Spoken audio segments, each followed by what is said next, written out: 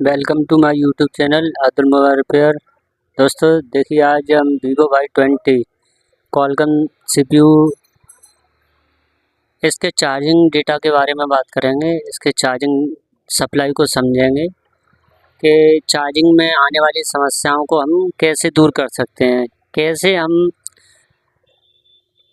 Fake charging में आने वाले इशू, बैटरी टेम्परेचर और बैटरी का चार्ज ना होना, चार्जिंग केवल शो करना, इसको हम डायग्राम से समझ के कैसे हम सही कर सकते हैं। तो चलिए दोस्तों शुरू करते हैं हम। हमारी इसमें 5 सप्लाइयाँ होती हैं। पहली होती है हमारी बीबस की, दूसरी बीबैट की, तीसरी बैटरी आईडी लाइन, चौथी डीपी, पांचवी हमारी डीएम। बीबैट, बीबस, बैटरी आईडी लाइन, डीपी और डीएम। समझेंगे हम इसको कैसे हम चार्जिंग सेक्शन में आने वाली समस्याओं को दूर कर सकते हैं। तो सबसे पहले हम देखते हैं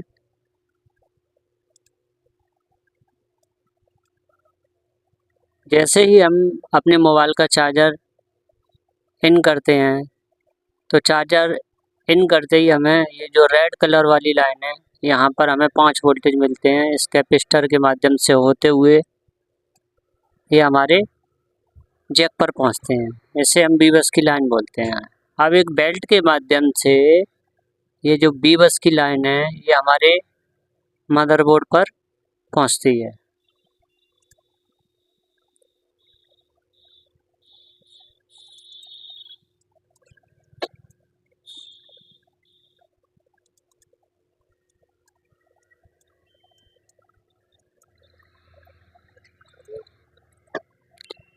बीबस की लाइन हमारी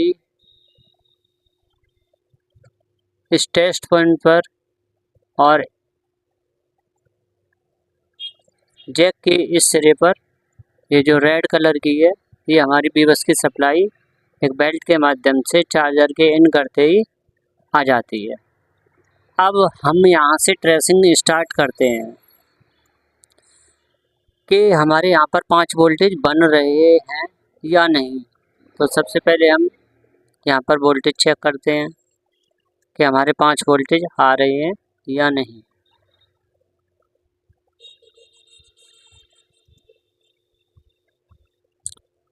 पाँच वोल्टेज हमारे यहाँ से इस टेस्ट पॉइंट पर आते हैं बीबस के। इसके बाद ये जो रेड कलर की लाइन है, हम इसको ट्रेस करेंगे।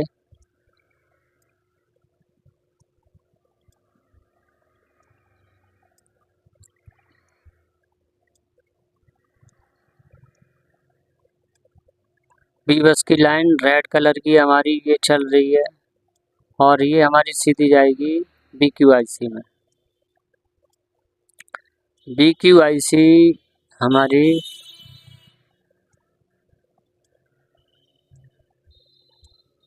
बीबस की लाइन कैपेसिटर से होते हुए हमारी BQIC में आ गई। अब BQIC जैसे ही हमारी एक्टिव होगी, वोल्टेज इसमें आएंगे, एक्टिव होते ही हमारी BPH पावर जनरेट करेगी। BPH पावर जनरेट करने के बाद IC रेगुलेट होगी। रेगुलेट होने के बाद ये हमारी बीबस की सप्लाई बीबैट में चेंज हो जाएगी। अब जब हमारी IC एक्टिव होती है तो कुछ हमारे वोल्टेज कम हो जाते हैं और कम होने के बाद बैटरी पर जो हमारी बीबैट की सप्लाई आती है वो हमारी 4 साढ़े 4 वोल्टेज देखने को मिलती है। अब हमारी बीबैट की सप्लाई यहाँ से चलते हुए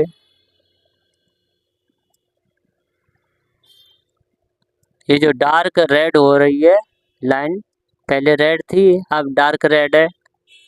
अब ये हमारी बीबैट की बीबस वाली लाइन बीबैट की बन गई। अब बीबैट के 4.5 वोल्टेज आएंगे, पहले 5 वोल्टेज बीबस के थे।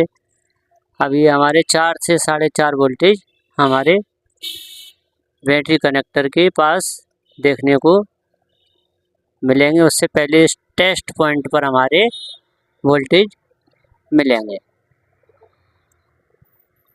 इस टेस्ट पॉइंट पर हमारे वोल्टेज मिलेंगे। इसके बाद हमारे बैटरी के पॉजिटिव या कह सकते हैं प्लस वाले हिस्से पर भी बैठ के 4.5 वोल्टेज हमारे देखने को मिलेंगे। अब इसके अलावा हमारी डीपी और डीएम लाइन होती हैं। ये जो येलो और ग्रीन कलर की लाइन है ये हमारी डीपी और डीएम की लाइन है। ये हमारी एक्टिव होती हैं जब हम चार्जर लगाते हैं।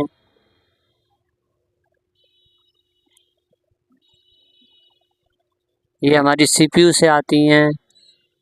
सीपीयू के पास पहुंचने से पहले इसको हम देखते हैं येलो और ग्रीन कलर की लाइन। ये जो कॉइल के माध्यम से जुड़ी हुई है, ये जो कॉइल ख़राब अगर हमारी होगी तो हमारी चार्जिंग में एरर आ जाएगा। ये डायरेक्ट हमारी सीपीयू से लाइन निकली हुई है, सीपीयू से लाइन आउट हो रही है। ये हमारी ग्रीन और येलो कलर की दो कॉइल के माध्यम से जुड़ी हुई है। ये हमारी जो चल रही है लाइन येलो और ग्रीन कलर की, ये हमारी डीपी और डीएम की लाइन सीधे पहुंचती हैं जैक पर। जैक पर पहुंचने से पहले एक टेस्ट पॉइंट दे रखा है डाटा पॉजिटिव लाइन के लिए और डाटा माइनस लाइन के लिए, नेगेटिव बोल सकते हैं हम इसे। ये टेस्ट पॉइंट के बाद हमारी जैक पर आ जाएगी। अब इनके अलावा एक लाइन और होती है हमारी बैटरी आईडी लाइन। कभी कभी डायग्राम में गलत दे रखा होता है आईडी लाइन, लेकिन आईडी लाइन ना होके वो थर्मल लाइन होती है। इसलिए अच्छी तरह चेक करें कि आईडी लाइन में एक थर्मल लगा होता है, थर्मल रेजिस्टेंस होता है। अगर उसकी वैल्यू हमारी गिर जाएगी या कम हो जाएगी, ज़्यादा हो जाएगी, तो हमें चार्जिंग में एरर देखने को मिलेगा। ये जो हमारी बैगनी कलर की लाइन चल रही है ये हमारी स्टार्ट होती है बैटरी आईडी लाइन। ये बीच वाले सिरे से हमारी यहाँ से बैटरी आईडी लाइन स्टार्ट होती है।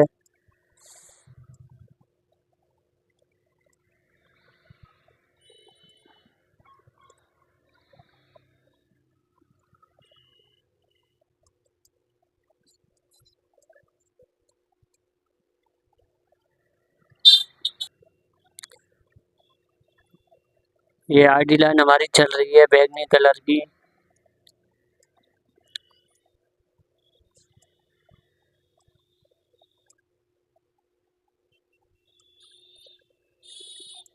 बैटरी आईडी लाइन में लगे हैं हमारे रेजिस्टेंस।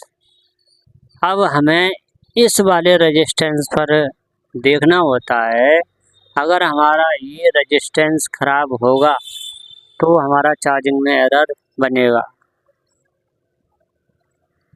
इसके अलावा हमें ये वाला रेजिस्टेंस और चेक करना होता है।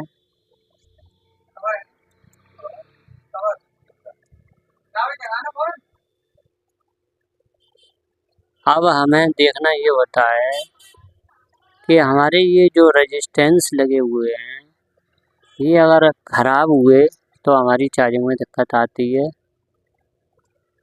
ये जो बैटरी आईडी लाइन है हमारी, ये हमारी सीपीयू से आती है। सीपीयू को रिवॉल्व करने से पहले किसी भी तरह की दिक्कत अगर मोबाइल में आ रही है तो हम छोटे छोटे कंपोनेंट को चेक करते हैं।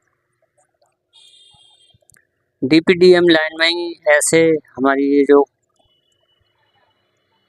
दो कॉइल लगी हुई हैं इन्हें भी हमें चेक करना होता है। अगर हमारी कॉइल ख़राब होगी तो भी हमारे चार्जिंग सेक्शन में दिक्कत आती है। इस प्रकार हम Vivo Y20 के चार्जिंग डायग्राम को समझ के इसके चार्जिंग सेक्शन में आने वाली कमियों को दूर कर सकते हैं। ये हमारी सप्लाइयाँ हैं, VVAT है, ID लाइन है, VBus है, DP और DM। ठीक है दोस्तों, अगले वीडियो में और सप्लाइयों के बारे में जानकारी देंगे। वीडियो अगर आपको अच्छा लगे तो लाइक करें, चैनल को सब्सक्राइब करें।